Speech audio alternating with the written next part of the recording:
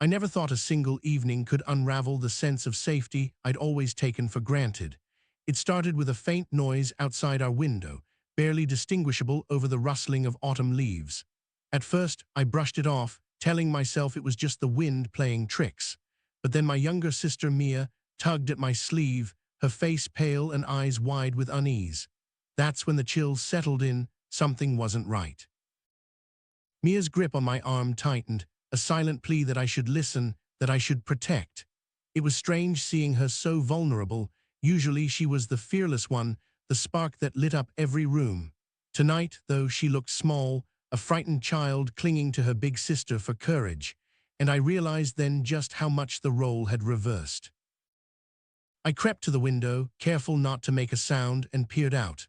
The street was dimly lit, shadows pooling in the corners beneath the street lamps.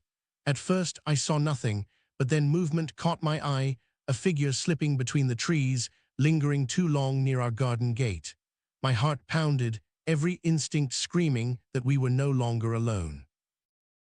Mia whispered, "Do you think they're coming for us?" Her voice trembled, barely audible. I swallowed the lump in my throat and nodded, though I wasn't sure if I was convincing myself or her. We weren't prepared for this, not really, but I knew I had to be strong for both our sakes. I scanned the house for anything that could be used as a defense. A flashlight sat on the kitchen counter, the beam bright and sharp.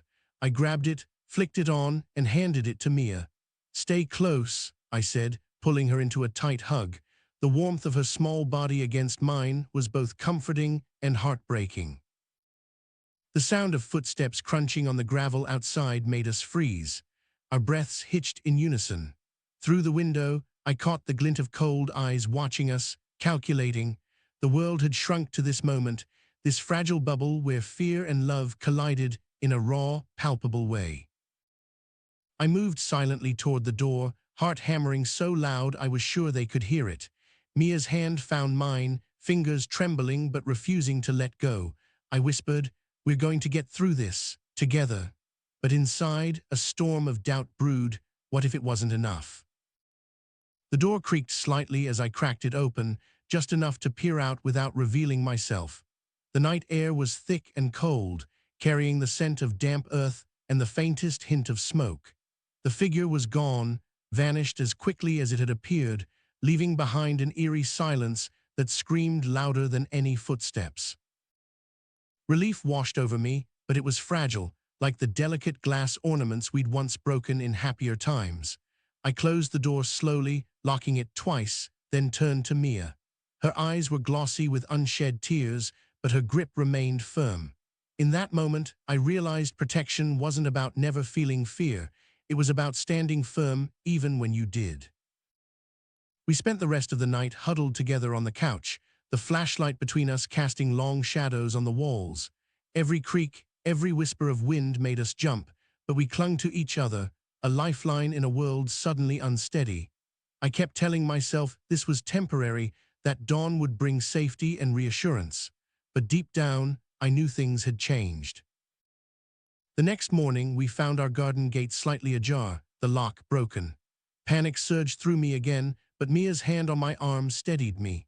We called the police, neighbors watched with worried eyes, but the questions hung in the air: who, why, and what next? The answers felt just out of reach, like shadows retreating into the corners of our lives. Days passed, each one layered with unease and sleepless nights. I became hyper-aware of every sound, every footstep outside, my mind racing with worst-case scenarios. Mia tried to stay brave, but I saw the cracks in her facade, the way she flinched at sudden noises, the way she clung to me when the darkness seemed overwhelming. One evening, as we sat watching the sunset paint the sky in fiery hues, Mia broke the silence. "Do you think they'll come back?" she asked softly. I hesitated, then nodded. "Maybe," I said, "but whatever happens, I'm here. I won't let anything happen to you." Her eyes searched mine, looking for promise, for a shield against the unknown. That night I cleared out the old shed in the backyard, turning it into a makeshift safe space. I stocked it with blankets, water, and a small first aid kit. It felt like a fortress, a symbol of our determination to face whatever came next. As I worked, I thought about the stories we'd shared as kids, the games where we played knights and defenders. Now those games were real. Mia helped too, her small hands folding blankets with a seriousness beyond her years. I caught her glancing toward the window more than once, as if expecting shadows to emerge and cross the yard. I wanted to tell her everything would be okay, but I didn't want to lie. Instead, I held her hand and reminded her we were together, and that was our greatest strength. One afternoon, a knock came at the door. My heart leapt into my throat as I peered through the peephole. It was Mrs. Jenkins from next door, her face lined with concern.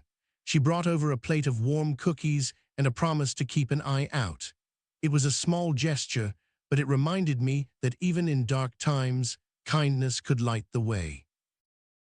As the days turned into weeks, we adapted to a new rhythm, windows locked tight, nightly check-ins, whispered plans for what to do if danger came again. The fear was still there, a constant companion, but so was the fierce love that bound us. I realized protection wasn't just physical, it was about holding space for each other's fears and hopes. One evening, I caught Mia staring at an old photo album, pictures of us as kids, laughing, carefree, before the shadows had crept in. She traced the images with a finger, a bittersweet smile on her lips. "Remember when we used to be brave just for fun?" she said quietly. I smiled back, knowing we still were, we just had a heavier reason now. Then the unexpected happened. A letter arrived, slipped under the door without a sound. No signature, no explanation, just words that chilled me to the bone. It was clear someone was watching, waiting. The sense of safety we'd tried to rebuild shattered again, replaced by a creeping dread that this was far from over. I sat with Mia, reading the letter aloud. Her hands trembled in mine, but she didn't pull away. "We'll figure this out," I promised, though the weight of uncertainty pressed down. It was in that moment I understood that protection wasn't about having all the answers. It was about facing the unknown together, come what may. Late that night, I found myself standing watch by the window, flashlight in hand, eyes scanning the shadows. The silence was heavy, broken only by the distant howl of a lonely dog. Mia slept soundly beside me, unaware of the battles raging just beyond her dreams. I vowed silently to keep her safe, no matter the cost. The days that followed blurred into a tense routine. Calls to the police, neighborhood watches, and whispered plans with friends who had become unexpected allies. Each moment was a test of resilience, a reminder that sisterly love was the fiercest shield we could wield against the darkness encroaching on our doorstep. One afternoon, Mia and I found ourselves sitting under the old oak tree in the backyard.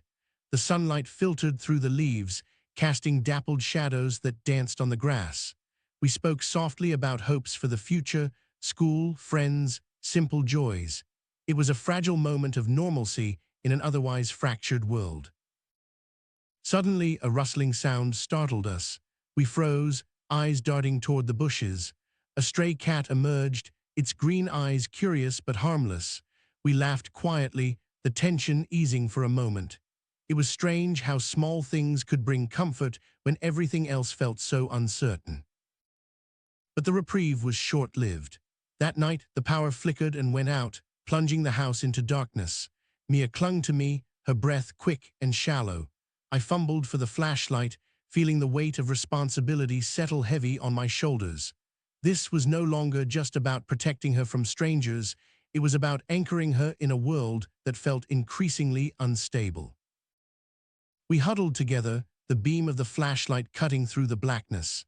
Every creak became amplified, every shadow seemed to move. Yet, despite the fear, I held on to a fierce determination. I whispered stories from our childhood, tales of dragons and heroes, hoping to replace dread with courage, if only for a little while. Morning brought no answers, just the cold light of reality. The letter, the broken gate, the shadows, it all hung over us like a storm cloud. But there was also something else, a quiet strength growing between us. We were no longer just sisters, we had become guardians of each other's hearts, warriors in a battle we never expected to fight. One evening, as the sky darkened with the promise of rain, we heard footsteps approaching again. This time we didn't hide. I opened the door a crack, flashlight in hand, and called out. A man stepped forward, his face unfamiliar but not threatening. He introduced himself as a neighbor who had noticed the disturbances and wanted to help. Relief mixed with caution as we invited him in. Together we formed a plan, a neighborhood watch, stronger locks, emergency contacts. The community, once distant and indifferent, was stepping into the fold. It was a reminder that protection wasn't just personal, it was communal, a web of care that could catch us when we faltered.